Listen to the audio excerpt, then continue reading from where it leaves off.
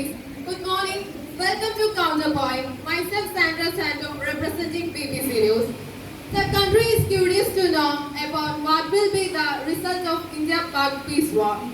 It is the 24th day of war. The Kashmir is on fire. Still the soldiers are face to face in the border. 2 hours and 24 minutes have passed away since the discussion started between Indian PM and Pak PM.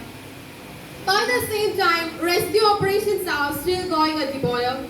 The whole country is waiting to know what will be the next hours, what will be the result of peace discussion. BBC News is discussing how far is peace. In this discussion, we are having the week senior coordinator editor, Ms. Sakshi Gupta, and the Indian author and the historical Ms. Pujita Rao, the famous sharpshooting champion and the social media activist Kripa Salma, welcoming all into the discussion. First, Ms. Sakshi, how much the country can hope for a peace from this discussion? What is your opinion? Thank you, Sandra. Sandra, this is the first discussion between the two countries after this war. We can expect much more result from this war. By this discussion, anyway, we can hope for a peace. Thank you, Ms. Sakshi. Ms. Pujita, what you are thinking about the current situation? Thank you, Sandra. Sandra, this issue is not a new thing. From the time of India-Pak separation onwards, the Kashmir is on fire. What made the current situation is more dangerous means the main support of the China. Another thing is, from one part we want to defend the Pak military, and on the other side we have to defend the terrorism. Yes. Ms. Sakshi, I want to ask you that how modern science, I'm not only asking about the India-Pak issue, how the modern science influenced on the war? The modern science is threatened by the dreadful inventions of science, but in reality, it's not the science. The inventions of science is abused.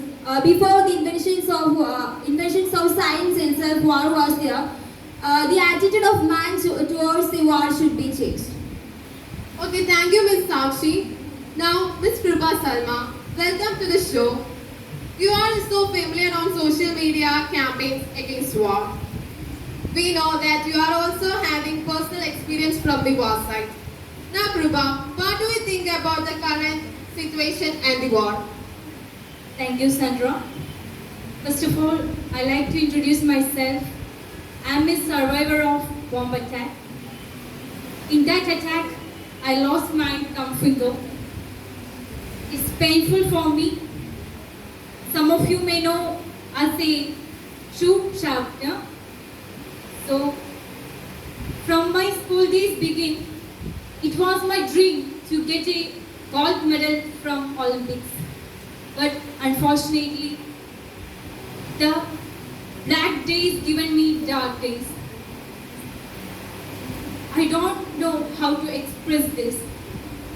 I like to say that everyone, not only this war, everyone that affects the common man, the victim has to sacrifice their aims and ambitions and also hope.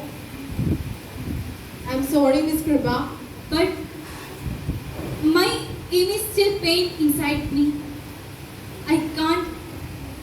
It's not. I'm sorry. It's okay, Ms. Kripa. Ms. Pujita, previously Ms. Sakshi said that modern science is not the actual threat. But the power of science is abused. What is your opinion? Sandra, I completely agree with her opinion. Once the world starts believing that war was unnecessary and decide to abolish completely, they will get a certain, they will find a way for peaceful coexistence. But I want to say that in some situations, war is becoming a necessity. Yes, Sakshi, you can speak.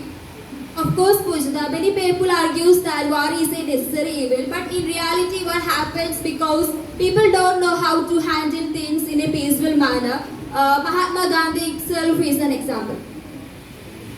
Thank you, Ms. Sakshi. Now, Ms. Pujita, how the other countries and the world organization is having an impact on controlling the war situation? I like to say that every country should show their enough to show their protest against war. Their opinion should be independent of any foreign investment, financial support, and religion. Yes, Miss Pujita, I think it's an important point. Each country should have an independent opinion. What is your comment, Miss Sakshi?